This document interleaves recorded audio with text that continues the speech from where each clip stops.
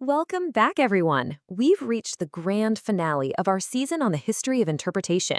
And for this one, we're tackling the Bible's most dramatic challenge yet, its head-on collision with the modern world. You see, this wasn't just another chapter in its story. It was a radical reinvention that changed, well, pretty much everything. So, let's just dive right in with the one question that hung over everything after the Enlightenment. This period, it wasn't just a few new ideas. It was a genuine seismic shift. You had thinkers championing human reason above all else, and the scientific revolution was giving us a completely new way of understanding the world. The very foundations of authority were cracking, and this ancient text was suddenly facing a world it just wasn't built for. And this really lays out that incredible shift. For centuries, right, the Bible was it, the ultimate authority. But then, boom, all these powerful new forces show up as real competitors. We're talking about the rise of reason, this idea that you as an individual can find truth on your own. Then there's the scientific method, and of course the modern secular state. The old unified world, it was gone. So you have to wonder, did the Bible just fade away? Not even close. And this is the part that is just so fascinating. Instead of vanishing, it went through this profound transformation.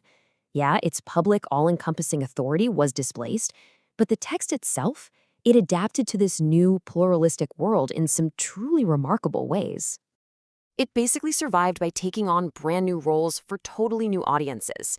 We're going to explore three of these new paths, and we'll start with a revolutionary shift in how the Bible was even studied.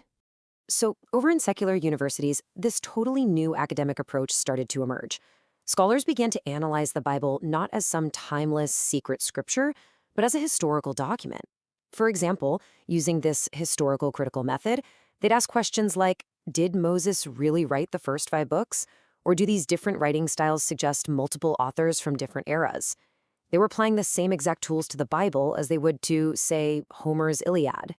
And yet, this idea of putting the Bible under the microscope just captures the shift perfectly. The main question was no longer just, what does this text teach us? But, wait a minute, how did this text even come to be? Who were its human authors? When did they write it? What was going on in the world at that time? Suddenly, the Bible became this fascinating object of purely human inquiry. Neil, here is a fantastic paradox for you. At the very same time its authority was being questioned and picked apart in Europe, the Bible's physical reach was literally exploding across the entire globe. Let's see how that happened. I mean, this chart says it all, doesn't it? Just look at that. You can see the number of translations before 1800 is tiny. And then look at the explosion that came after. This was fueled not just by the printing press, but by new tech like steamships and railroads, which let these huge missionary movements and colonial powers distribute the Bible on an absolutely unprecedented global scale. So here's the crucial point. This massive global explosion meant the Bible was no longer a purely Western text. Not at all. It was now being read and woven into countless new cultures.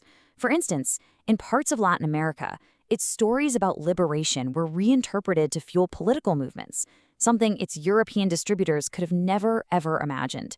It took on a life of its own. But this transformation wasn't just academic or geographic. It was also deeply spiritual. As the Bible's public role started to recede, its power to shape the individual heart actually grew even stronger. For millions of people, the Bible became less of a source of public law and more of a direct personal guide. And this shift, it fueled these powerful movements of religious renewal, like the rise of evangelicalism, which really emphasized having a personal relationship with God and building a community completely separate from the state. Okay, so let's pull all these different threads together. The Bible survived modernity not by fighting change, but by becoming what we could call a plural text, a book holding multiple, coexisting identities all at the same time in our world. And these 3 roles, they now exist completely side by side. So for different people, and sometimes, even for the same person, the Bible is simultaneously a sacred scripture, a cultural artifact that shapes our language and art, and a historical document that we can study and debate. It's really one book with 3 distinct modern lives. And that's, right there, brings our season on the history of interpretation to a close. It has been an incredible journey to trace with all of you, from oral stories told around a fire, to a text that built empires, and finally to the complex, shared, and often contested book that it is today. This whole transformation leaves us with one final provocative question, and it sets the stage perfectly for our next season. We're going to be shifting from how the Bible was read to exploring its concrete, real-world impact on our laws, our politics, our art, and, well, on civilization itself. Thanks so much for joining us, and we'll see you then.